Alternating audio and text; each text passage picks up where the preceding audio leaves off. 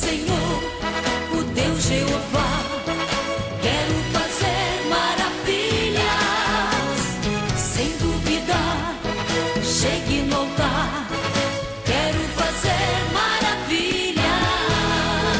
Enviarei brasas do altar para te purificar.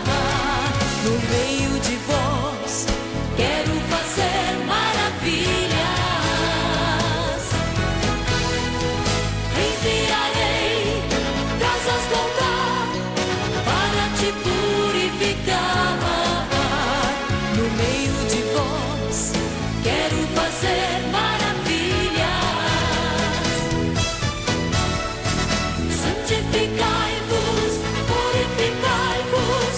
Quero fazer maravilhas. No meio de vós, quero fazer maravilhas. No meio de vós, quero fazer maravilhas.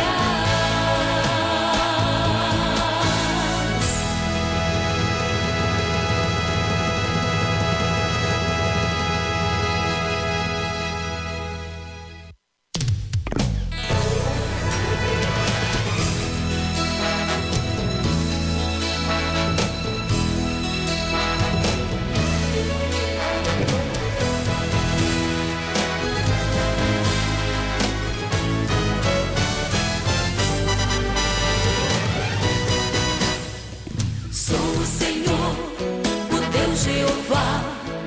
Quero fazer maravilhas. Eis que eu estou no meio de vós. Quero fazer maravilhas. Santificai-vos, purificai-vos. Quero fazer maravilhas. No meio de vós, quero fazer maravilhas. Sou o Senhor, o Deus Jeová. Quero fazer maravilhas, sem duvidar. Chegue no altar. Quero fazer maravilhas. Enviarei brasas do altar para te purificar. No meio de vós, quero fazer maravilhas. Enviarei brasas do altar para te purificar. No meio de vós, quero fazer maravilhas. Santificai-vos, purificai-vos. Quero fazer maravilhas. No meio de vós, quero fazer maravilhas. No meio de vós, quero fazer maravilhas.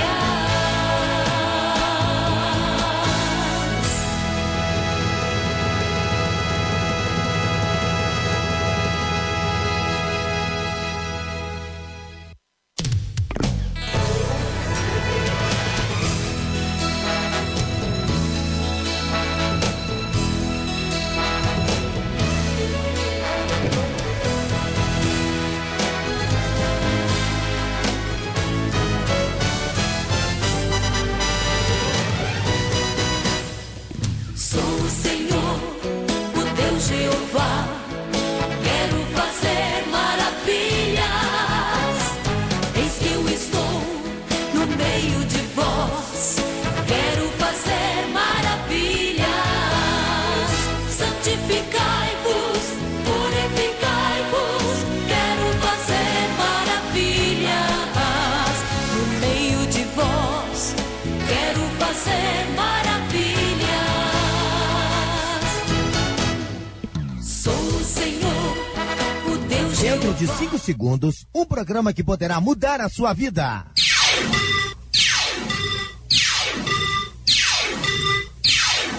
Restauração.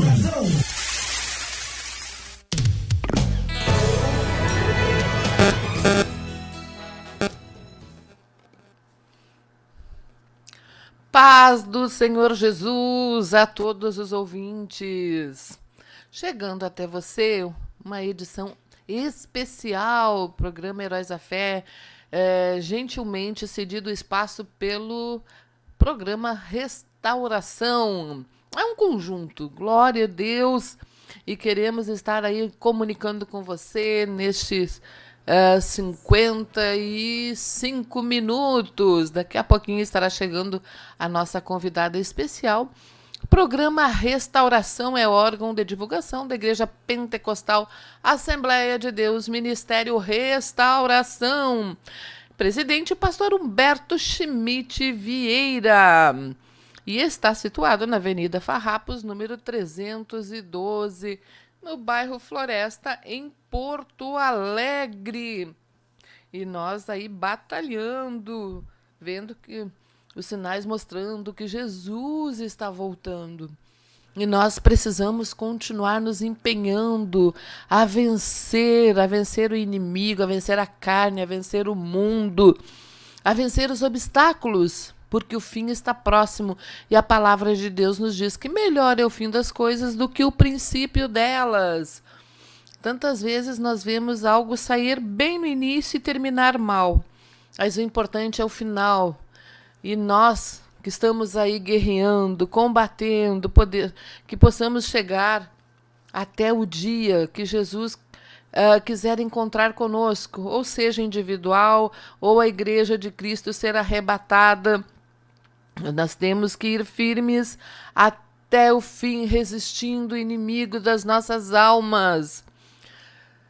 E convido a você a nós unirmos em fé em Cristo para vencermos, sermos mais do que vencedores. Aleluias!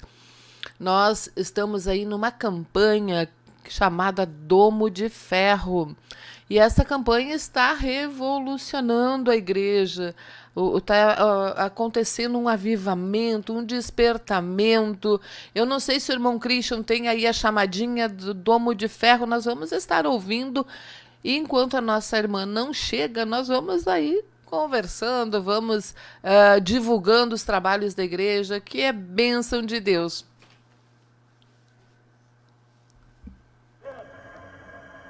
Posição de metralhadora visto. Laser. Posição de metralhadora 1.200 metros.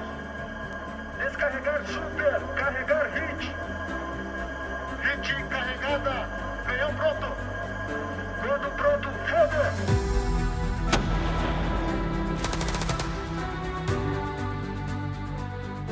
A paz do Senhor, meus irmãos.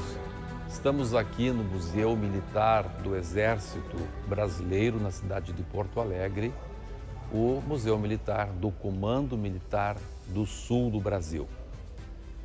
Viemos aqui para convocar a cada um dos nossos irmãos do Ministério Restauração para uma grande batalha que vai ocorrer nos meses de agosto e setembro de 2022.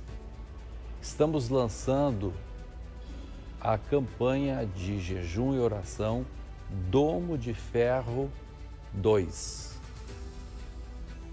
A história nos mostra que as fortalezas na Idade Média, as fortalezas desde os tempos bíblicos, elas eram um meio de defesa que se considerava adequado para as guerras de então. No entanto, veio a pólvora, vieram as bombardas, os canhões e, pouco a pouco, as fortalezas da antiguidade deixaram de ter eficácia. Depois, as fortalezas, elas se aperfeiçoaram. Temos, por exemplo, o sistema de fortificação de Elvas, em Portugal, considerado o melhor do mundo. Mas depois vieram os aviões e aí aqueles sistemas estáticos de fortificação deixaram de ter valor. Então se chegou a uma conclusão, que as muralhas seriam substituídas por armas de ataque. A partir de então, a melhor defesa passou a ser o ataque. As muralhas não seriam mais feitas de pedras, de barro. As muralhas seriam feitas de bala. As muralhas seriam feitas com tiros. Os aviões, eles seriam atacados. Não tinha mais proteção, não tinha mais muralha que fosse suficiente para deter um avião. Não havia montanhas, não havia elevações no terreno. Então, os seres humanos, na arte da guerra, criaram as armas antiaéreas. Nós temos aqui, na minha retaguarda, um exemplo disso.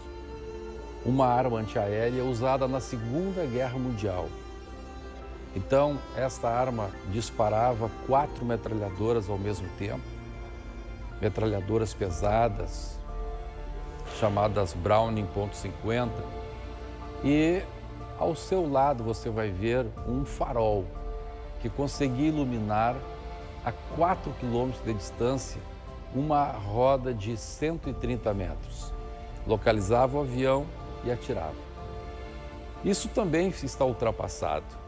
Nós vamos ver daqui a pouco um outro sistema um pouco mais moderno, já não estático, mas móvel, em cima de um carro de combate.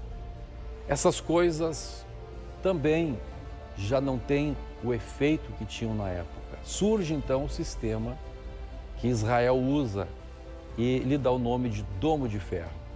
Sistema de mísseis que interceptam não somente aviões, mas interceptam até mesmo os mísseis que o inimigo lança contra o território de Israel. E é exatamente isto que nós queremos salientar para os irmãos. O apóstolo Paulo, em Efésios capítulo 6, ele começa trazendo algumas armas defensivas.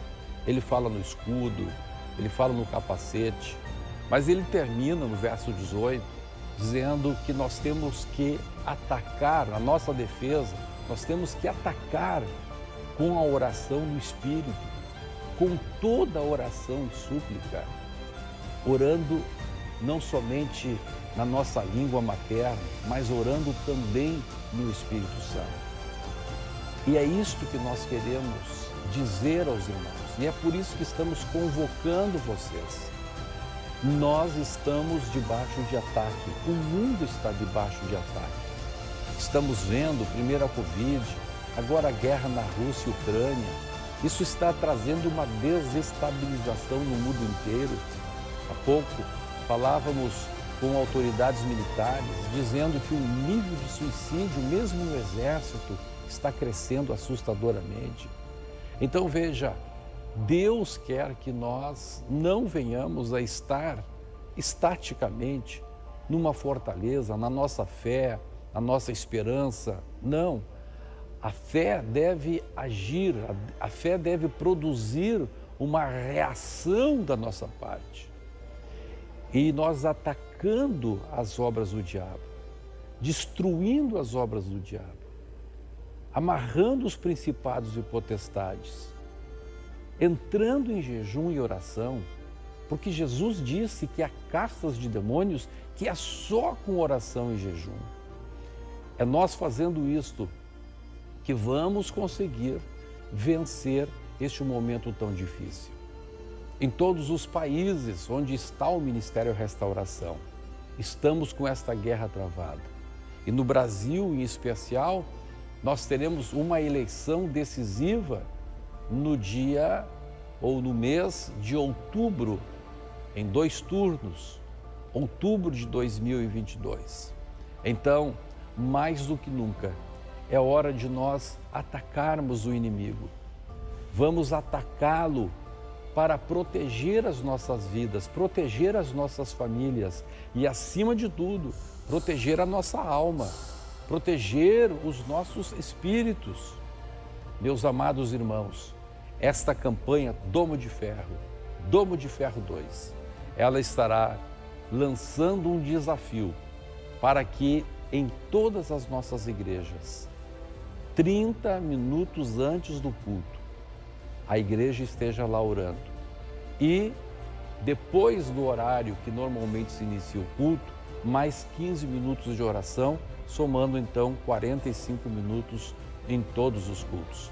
Também, de 20 para 21, nós teremos uma vigília da nossa juventude, que vai estar orando, vai estar clamando a Deus. E no dia 21, nós teremos o jejum solene. O jejum solene. Também, nos outros finais de semana, nós vamos estar proclamando, a partir do segundo final de semana de agosto, nós estaremos proclamando vigílias online, paralelamente a vigílias na igreja. As igrejas estarão unidas nessas grandes vigílias em todo o ministério a partir do segundo final de semana de agosto. Também, todos os sábados, nós teremos aquele jejum que fizemos em todos os tempos. E todas as terças-feiras, convidamos toda a igreja para jejuar. Aquele jejum que você faz mesmo trabalhando, mesmo estudando. E todos juntos vamos estar então focados neste combate. Deus abençoe a todos. É momento de guerra. Não esqueça, a melhor defesa é o ataque.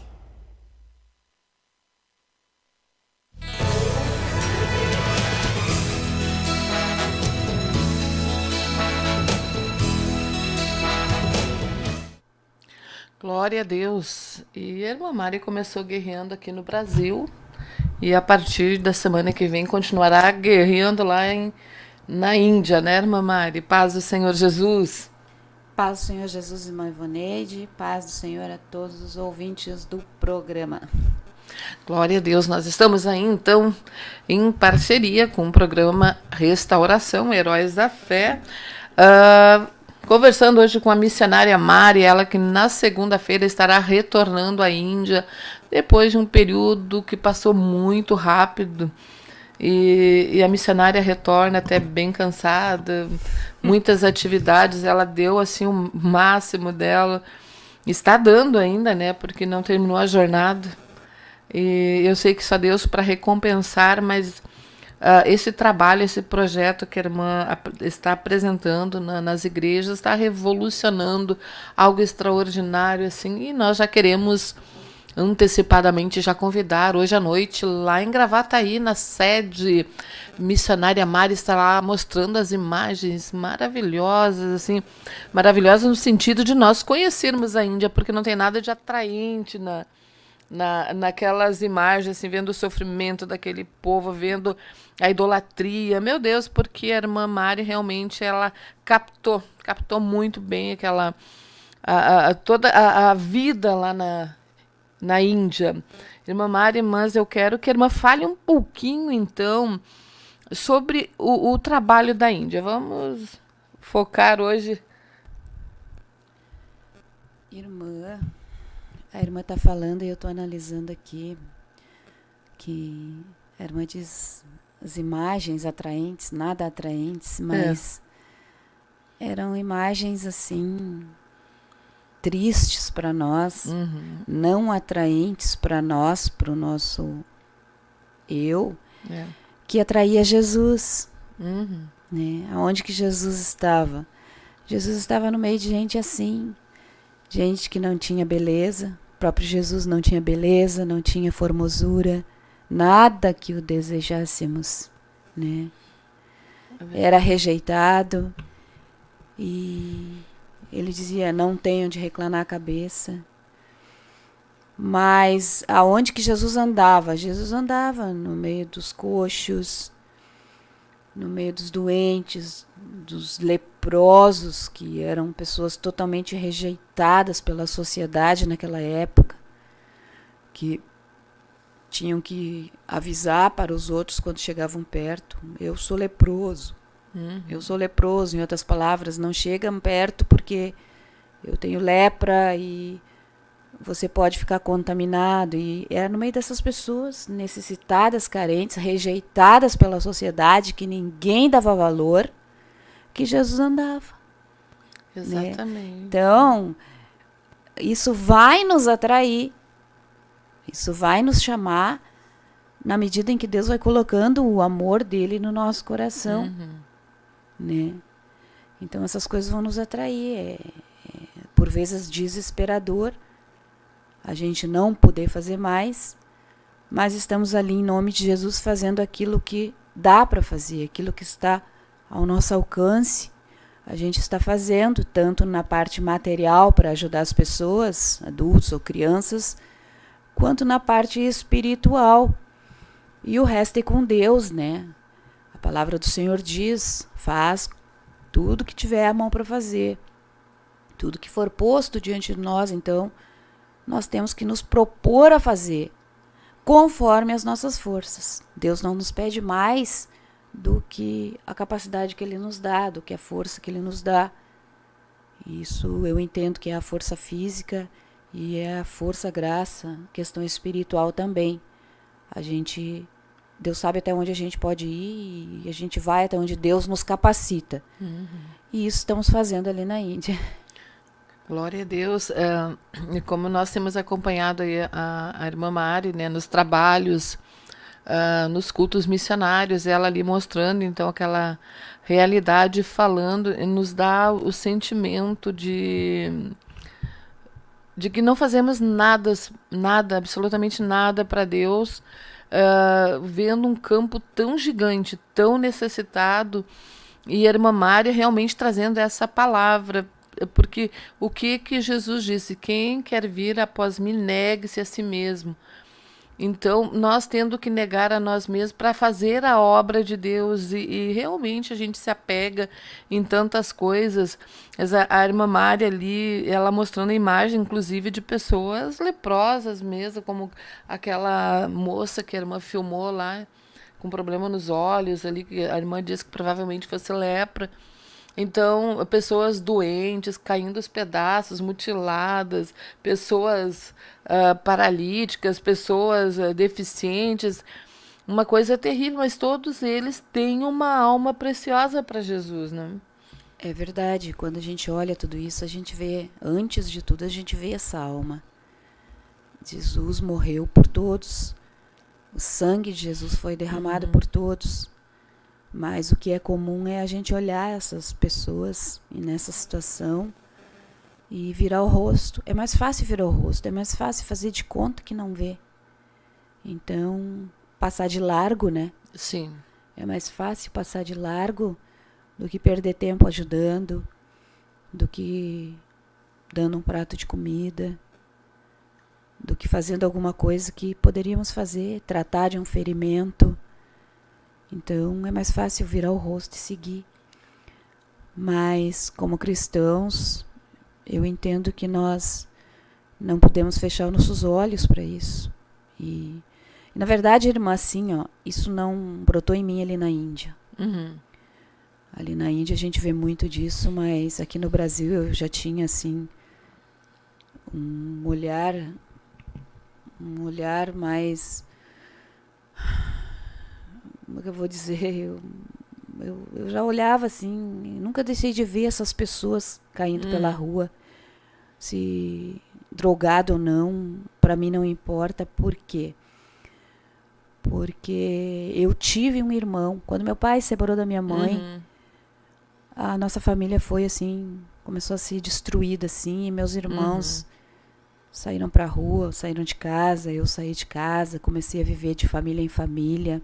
E eu louvo a Deus por isso, porque Deus levantou pessoas para me guardar. Sim. Porque eu tinha tudo para ser uma pessoa destruída, de vida miserável hoje.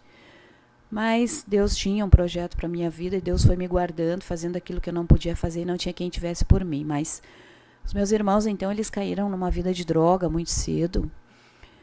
E o meu irmão mais velho, eu perdi... uma questão de 20 anos atrás, ele tinha 30 e poucos anos. Meu Deus, muito jovem. E ele chegou numa situação, por causa das drogas, ele chegou numa situação de mendicância miserável, assim, terrível. E andava pela rua caindo, bebendo, se drogando. Ele teve um acidente em que um braço ele não caiu o braço, mas os ligamentos todos Aham. foram rompidos e quebrou dente. E ele passou a viver na rua, assim, Sim. uma vida miserável. E quando a gente tem, assim, é muito fácil, assim, a gente olhar quando não faz parte da nossa família, né? A gente vira o verdade. rosto. Mas quando é da nossa família é mais difícil de virar o rosto. É verdade. E aí, naquela época, então, eu comecei a cuidar dele na medida do que eu podia, dar assistência para ele. Ele era uma pessoa bastante difícil por causa das drogas, mas ele andava pela rua. Aí ele sofreu o segundo acidente, em que ele ficou totalmente quebrado. É uma situação muito triste, eu não vou Sim. falar tudo aqui, mas aí, no terceiro acidente, então, ele ficou 5 meses no hospital, a parte da cabeça, do crânio toda amassada. Aquela criaturinha ficou ali 5 meses. Eu ia todo dia visitar ele. Só um dia eu não fui. Todo dia eu ia lá e falava de Jesus para ele. Até que um dia eu cheguei lá e ele estava bem quietinho. Assim, ele nunca mais falou. Sim. Ele nunca mais saiu da cama. Aham.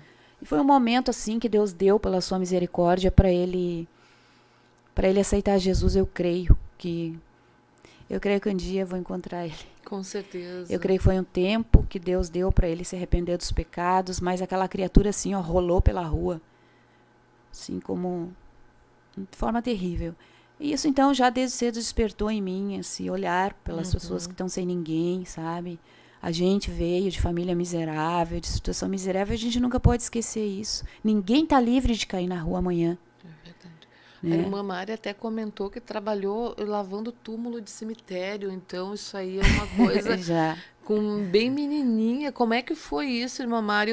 A gente que está assim, conhecendo a irmã, nós trabalhamos muito tempo juntos, mas parece que agora que eu estou conhecendo mais da irmã Mari. Esse outro lado, então, e eu fico perplexa, né? Porque vendo a forma, naquela época, Deus já guardando e permitindo a irmã já ter uma estrutura. É, exatamente. Eu olho para trás assim e vejo que Deus vem me preparando desde pequena para ter uma estrutura para fazer o Sim. trabalho que colocou na nossa mão para fazer hoje, e quem sabe vai vir coisa pior para o futuro, né? Sim, Pior humanamente falando, porque Deus dá Claro. graça para fazer tudo e aí fica tudo igual, né? com certeza. Fica tudo igual. Então, quando eu era pequena, como eu falei, meu pai saiu de casa, eu tinha 9, 10 anos. E a mãe, nós éramos em 6. E a mãe, então, com dificuldade, trabalhando, não tinha condição, assim, de sustentar todo mundo.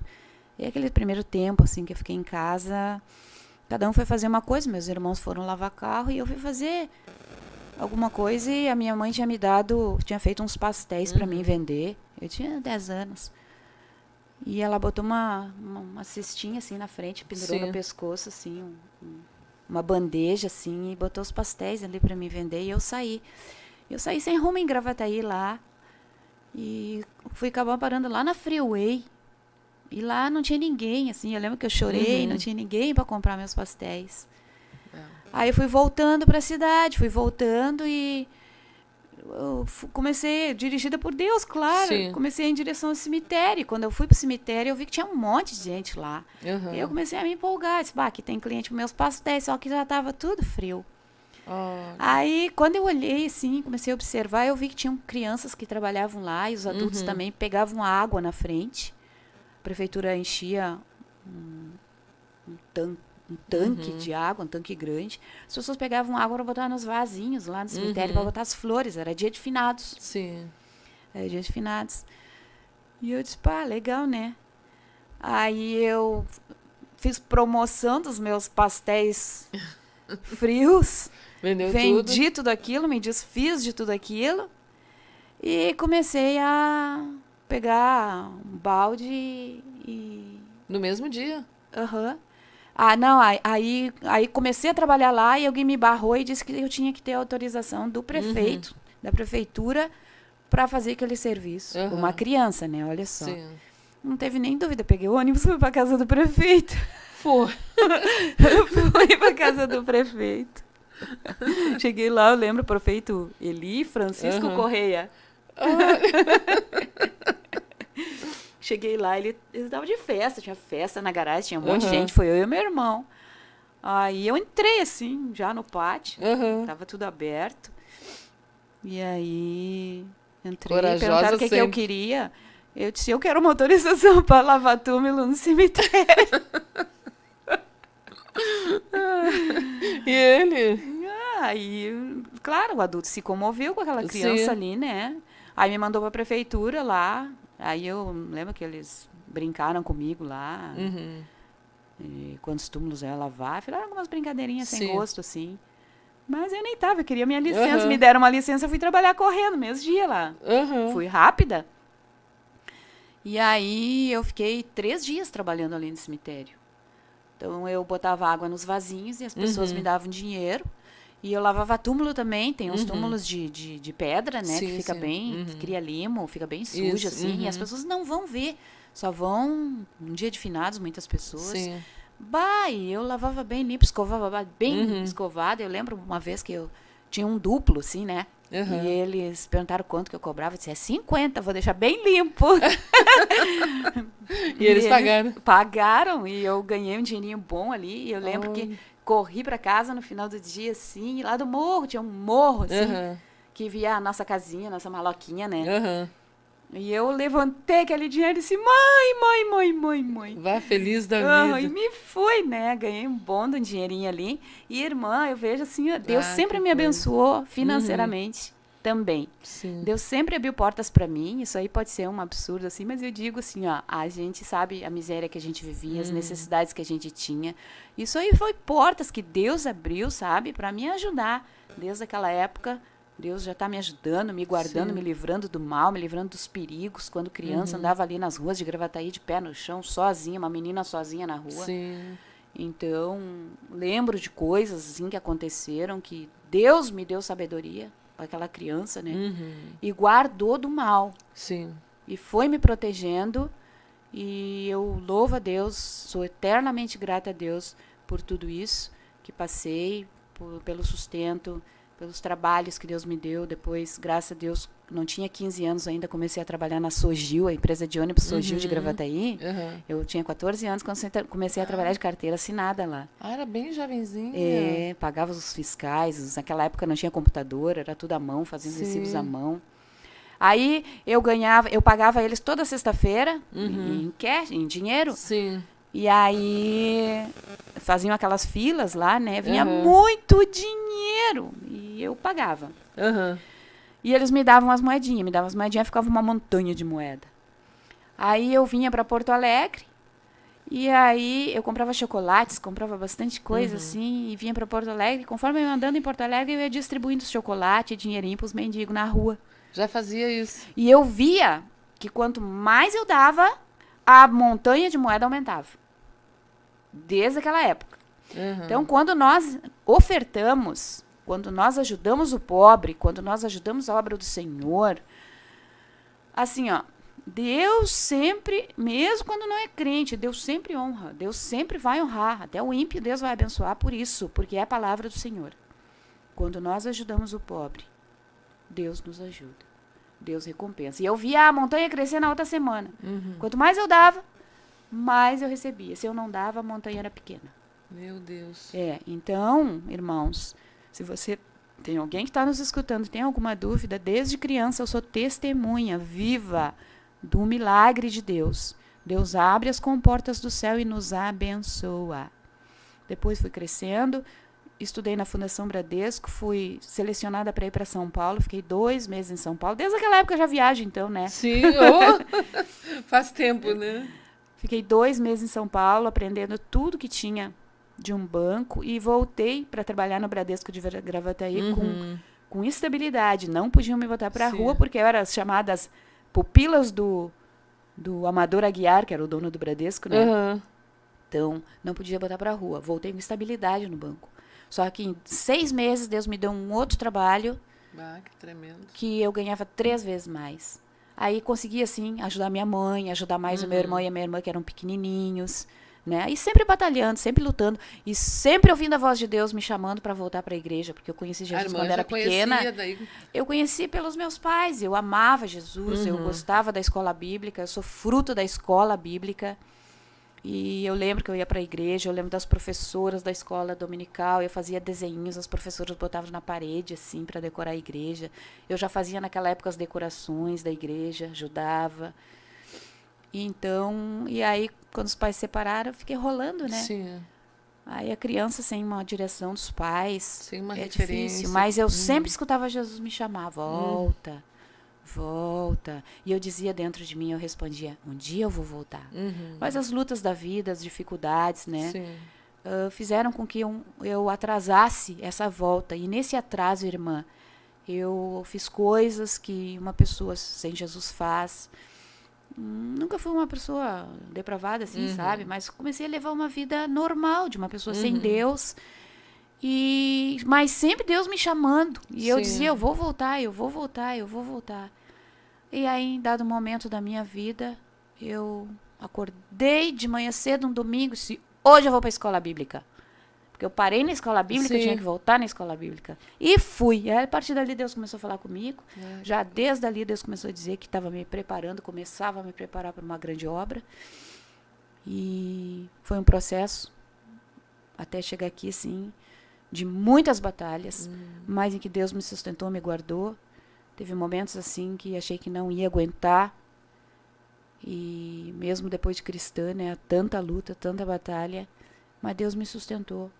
Deus sempre esteve comigo, eu sei que Deus continua comigo, vai continuar comigo.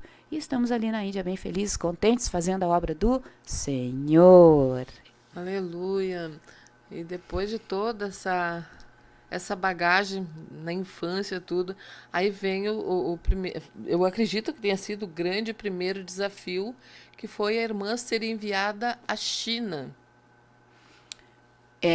A China foi muito marcante para mim e eu creio que foi também um preparo tremendo de Deus, uma providência de Deus para me preparar mais para estar na Índia.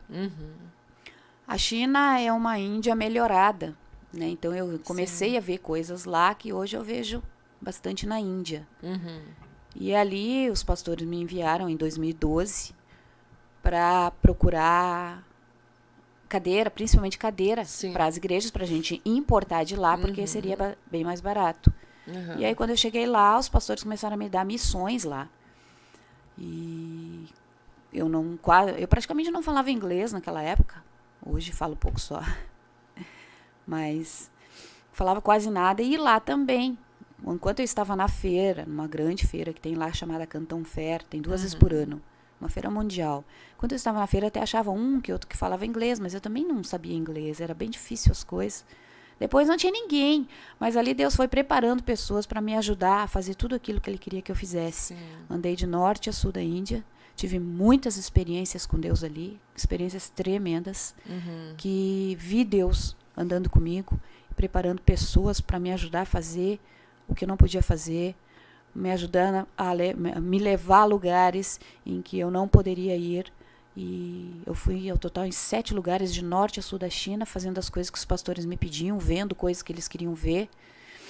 E depois eu fui com visto para ficar um mês, e as coisas que estavam acontecendo lá requereriam mais um mês.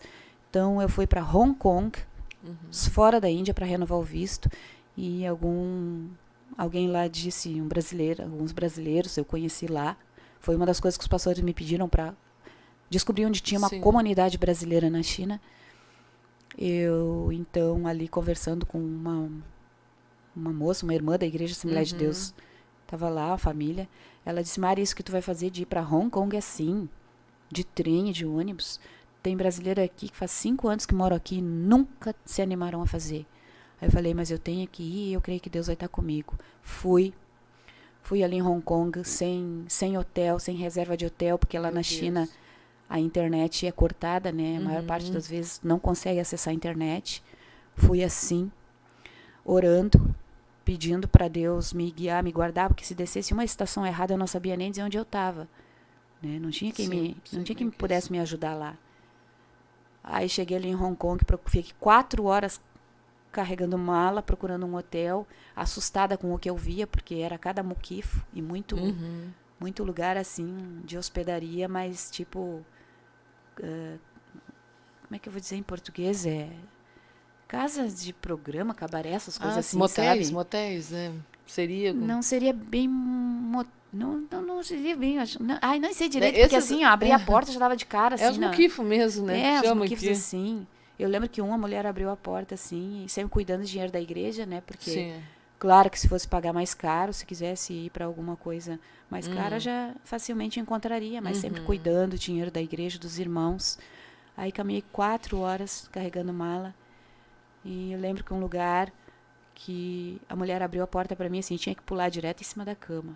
Não Meu tinha espaço Deus, nem era pra só o caminhar dentro do espaço. quarto. Lá tem muito hotel, assim, muito pequenininho.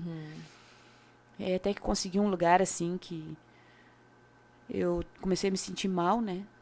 Aí pedi um lugar, achei um lugar, pedi para ficar uma noite, me deixaram. Só que eu aí fiquei doente.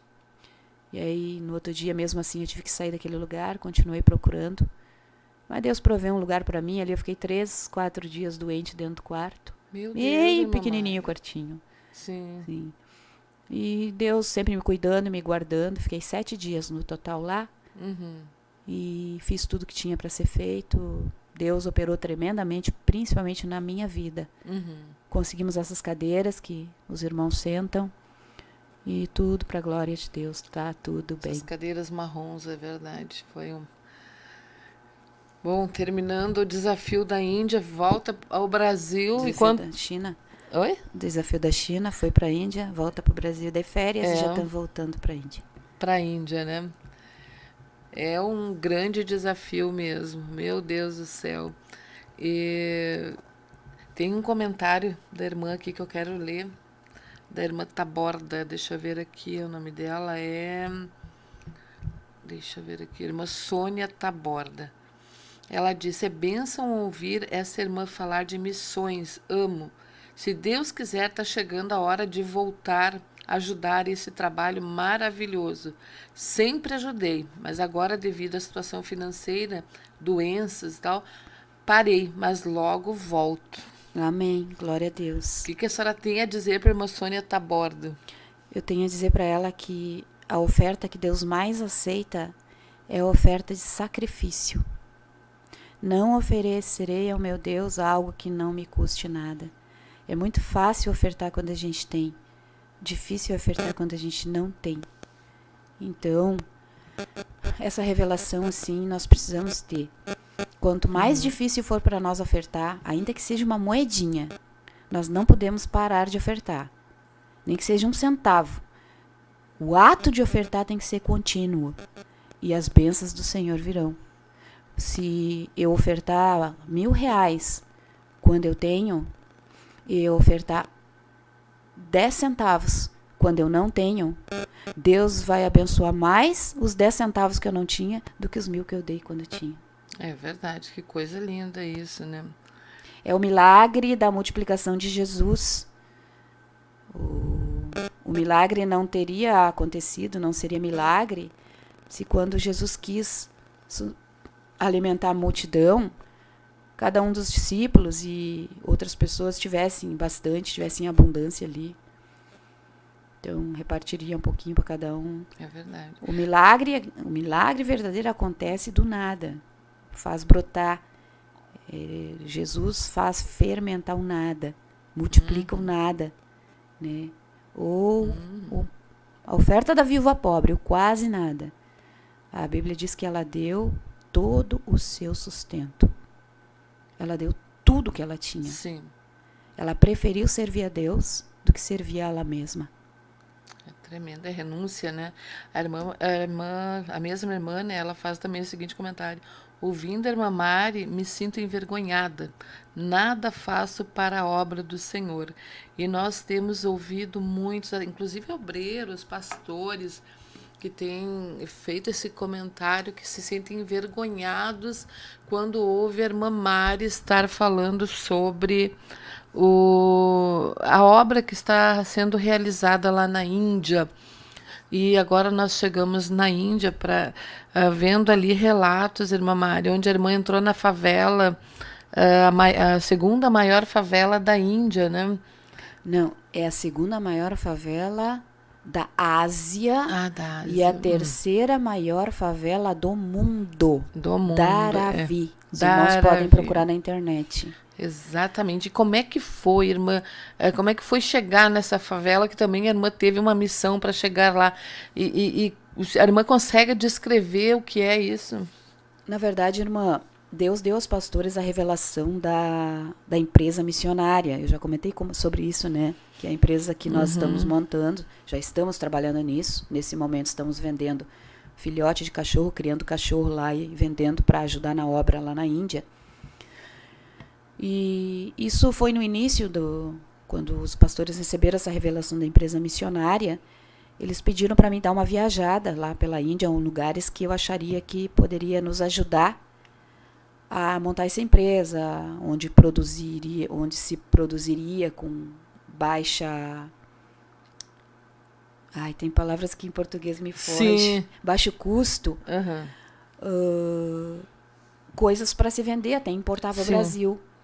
Então eu fui para Mumbai e pesquisando, Mumbai é a segunda maior cidade da Índia. Então você sabia que muito do vestuário viria então de lá, era produzido lá. Eu fui para lá, fui numa feira lá e conversando com com outro, alguém me disse, vai para Daravi. Muita coisa vem de lá. E eu então fui ver na internet o que era Daravi, já me assustei. Sim. Eu disse, bom, vou ver esse Daravi então. Peguei um trem e fui para lá. E já na entrada, assim, a gente começa a se impressionar o que é aquele lugar. Mumbai, como um todo, assim, é um lugar de muita favela. Do avião a gente já via aquilo. É muita favela. Mas a Daravi, então, tem 2.000 metros quadrados e mora quase 1 milhão de pessoas lá. Meu Deus, amontoado. Quase 1 milhão de pessoas amontoadas em túneis escuros, assim, úmidos. Uma condição, assim, terrível. E ali naquela favela existe uma boa parte, se concentra uma boa parte da produção, principalmente de vestuário da Índia. Então, até empresas de marcas famosas da Índia, a produção sai dali. Sim. Mas é feito assim, ó, escondido no meio daquela favela, no meio daqueles túneis. E em cima, assim, no andar Terceiro, de cima, quarto, às vezes. Mas andar, tudo pequenininho, assim. As pessoas estão amontoadas ali, as máquinas, as pessoas, tudo amontoado. E eles estão produzindo ali coisas lindíssimas e produzem. Eu não lembro agora, eu não vou arriscar dizer quanto por cento, mas uma boa parte da produção, principalmente de vestuário, sai daquela favela e vai para as lojas da Índia inteira. E aí, as escadas, assim, para subir são, às vezes, bem na vertical. E eu passei alguma congregação, eu passei isso, eu subindo ali por uma corda, né? Tipo um cipó. Até eu falo, mas eu vou virar uma Jane do Tarzan aqui. Porque é muito íngreme. E para subir naquele lugar onde eles estavam fabricando alguma coisa, só com a ajuda da corda. Sim. E eu fui. Chegou lá e se depara com mulheres trabalhando? Não.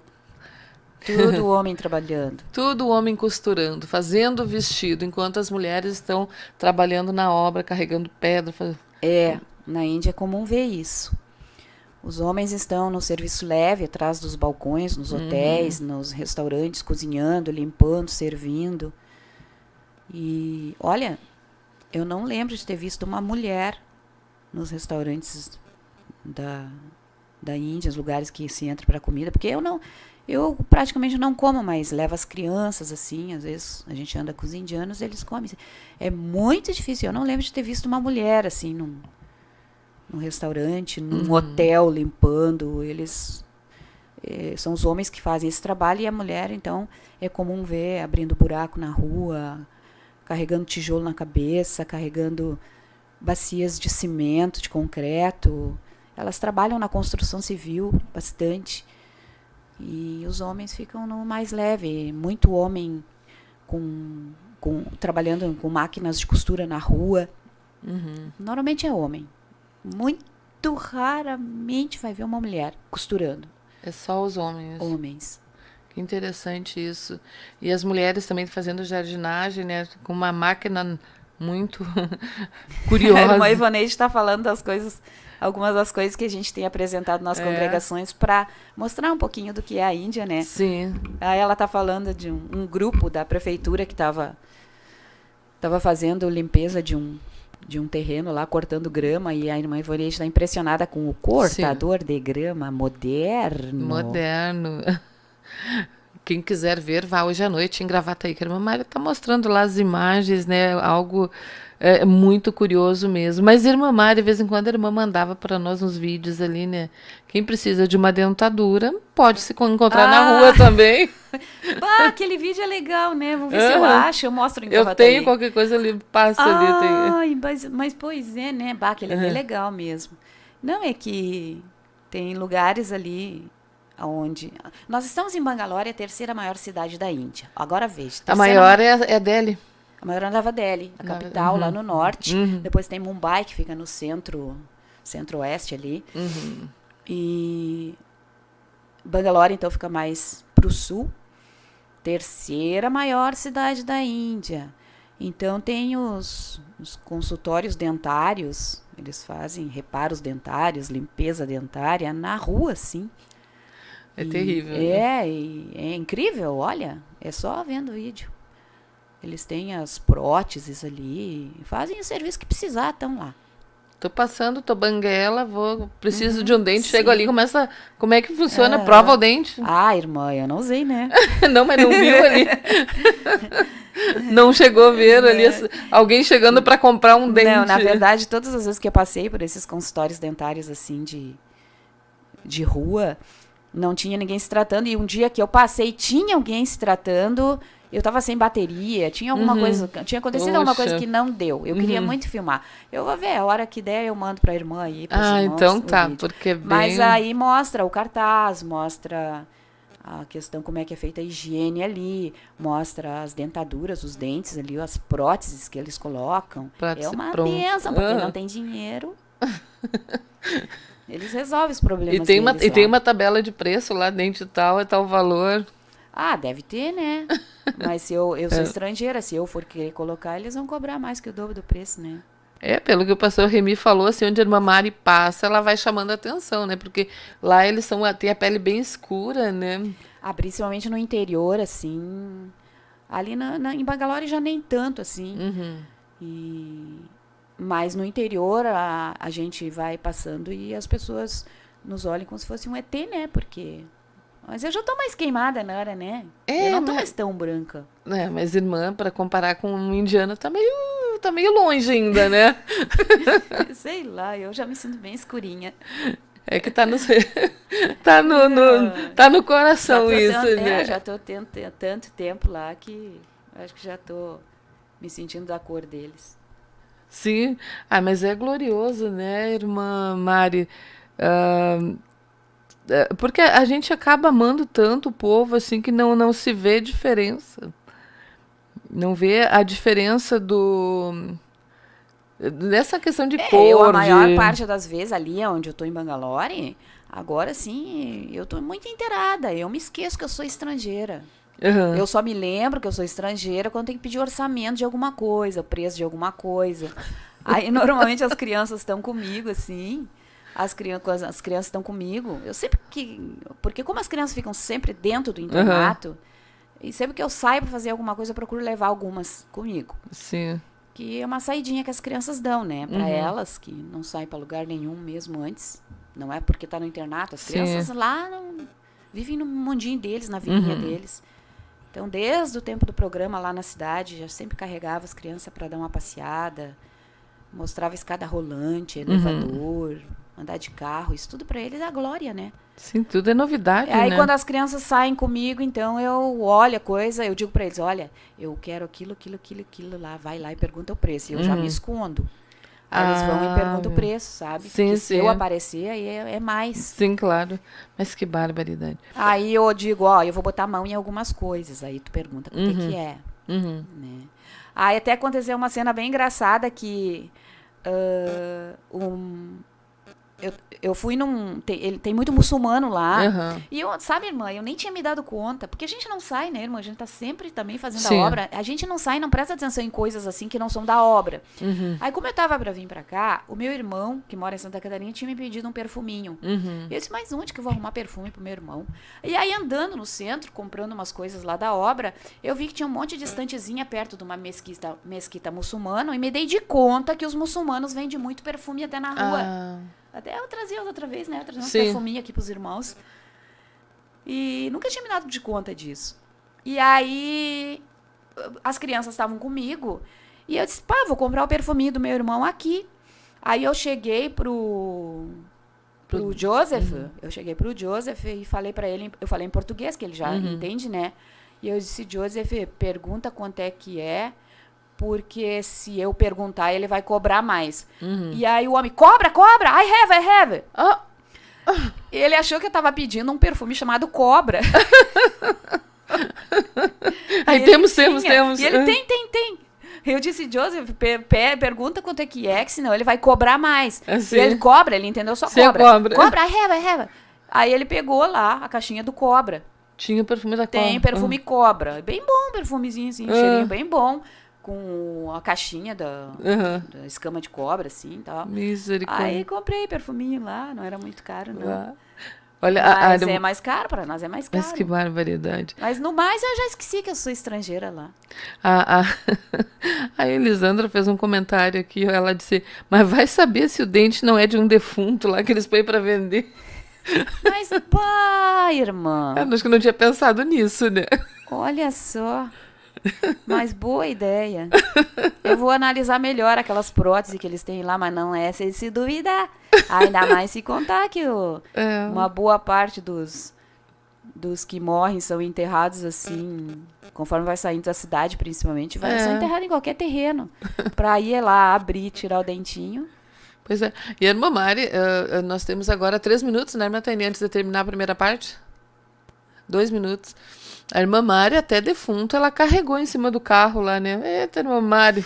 Olha, irmã, carreguei defunto no carro e tu tá me perguntando aqui. Eu lembrei que quando eu era criança no colégio, lá, continuando, voltando pra infância, depois eu falo do carro, tá? Sim. 2 minutos. Tá. Quando eu era criança, tinha que fazer um trabalho de ciências na escola. Eu fui lá no cemitério de Gravataí, pedi pro coveiro desenterrar uma caveira pra mim. Eu não acredito, irmã Verdade. Mari.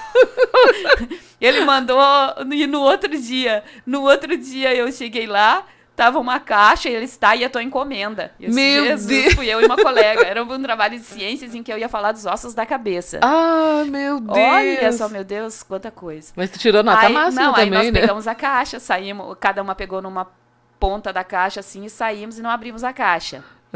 E aí saímos andando estrada fora com medo de abrir a caixa, em direção ao colégio. Ó, o cemitério lá é longe ali do colégio, Dom João Becker, alguma coisa assim, que era a escola ali. Becker, ali em Gravataí, do lado da igreja. Aí viemos com a caixa e aí o que vai acontecer nós vamos falar depois. Sim, não saiam daí, só vamos virar ali, mudar o link, né? Programa Missões Heróis da Fé, Elisandra, Duda aí já prepararam o link aí para enviar. Vou aguardar vocês. Até daqui a pouquinho. Maravilhas no meio